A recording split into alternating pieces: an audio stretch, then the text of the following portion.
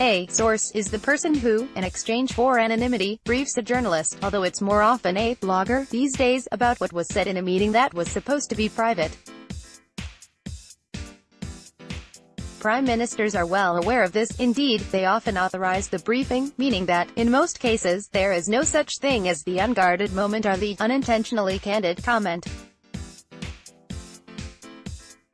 Theresa May knew exactly what she was doing when she responded to a comment on a border poll from Jacob Rees-Mogg. "I would not be as confident as you.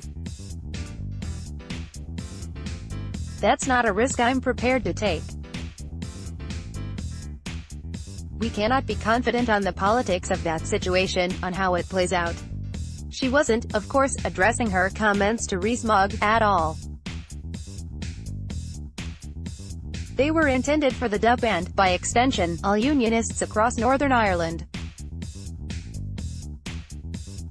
The Prime Minister of the United Kingdom was, in fact, telling those unionists that there was no guarantee that a border poll would be won. She didn't even try to soft-soap her view. No, her position was brutally, scarily, unambiguous. "I would not be as confident as you."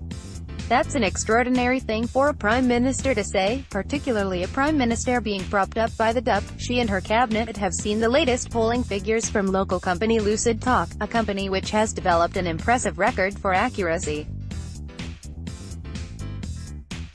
Its findings suggest, and this is my personal summing up of their figures, that unionists cannot afford to be complacent about winning a border poll, particularly in the event of a hard Brexit and new installations on the north-south border.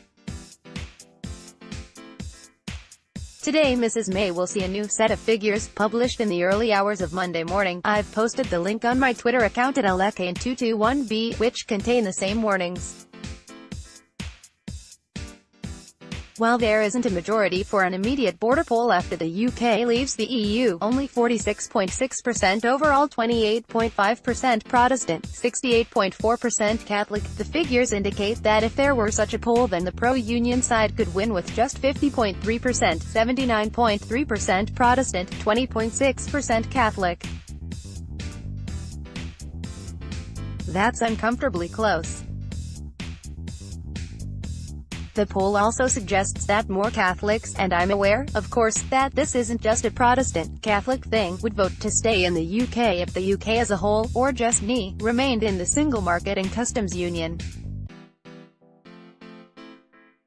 More important, from a unionist perspective, the figures suggest that 61% Protestants and 61% Catholics favor the UK staying in the customs union and single market, while 69% overall would vote remain if there were a second referendum, looking increasingly likely, in my opinion, up from 56% in 2016. These latest figures will worry Theresa May.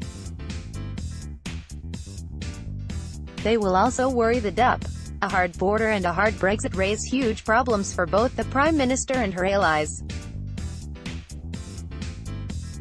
She doesn't want to be the Prime Minister who loses part of the United Kingdom. In my hunch, and it is only my hunch, is that she would, if push came to shove, settle for Northern Ireland remaining in the customs union and single market, while GB doesn't, even if it means facing down the DUP, her own rebels, who seem increasingly woolly and divided on substantial solutions, and relying on Labour and the SNP to back her.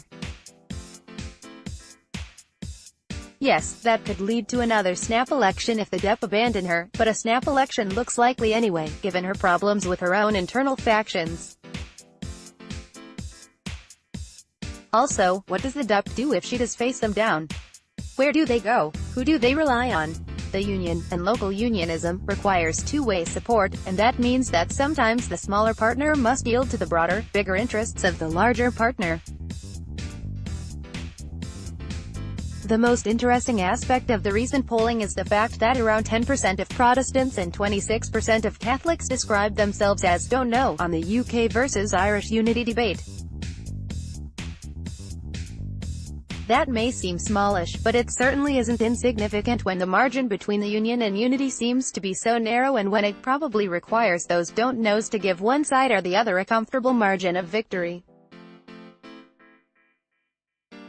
In other words, what happens in the next few months will shape and steer the debate.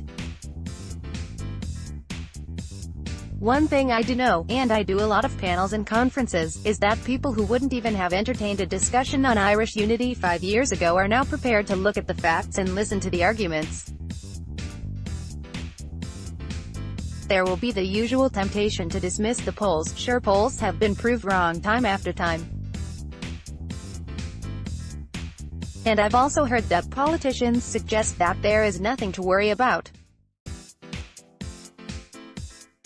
My own view is that the outcome of a poll based on something as substantial as creating a new country would be enormously difficult to predict. Everything would be in play and much would depend on what both governments would do to promote their side of the argument.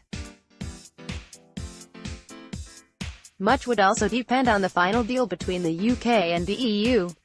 So fine, dismiss the polls if you want to, but don't dismiss the need for a serious debate. Don't dismiss the fact that the debate has already begun, in some unexpected quarters too. Don't dismiss the prospect of a border poll anytime soon, and don't dismiss the concerns of increasing numbers of people who actually just want clarity and certainty on what's likely to happen.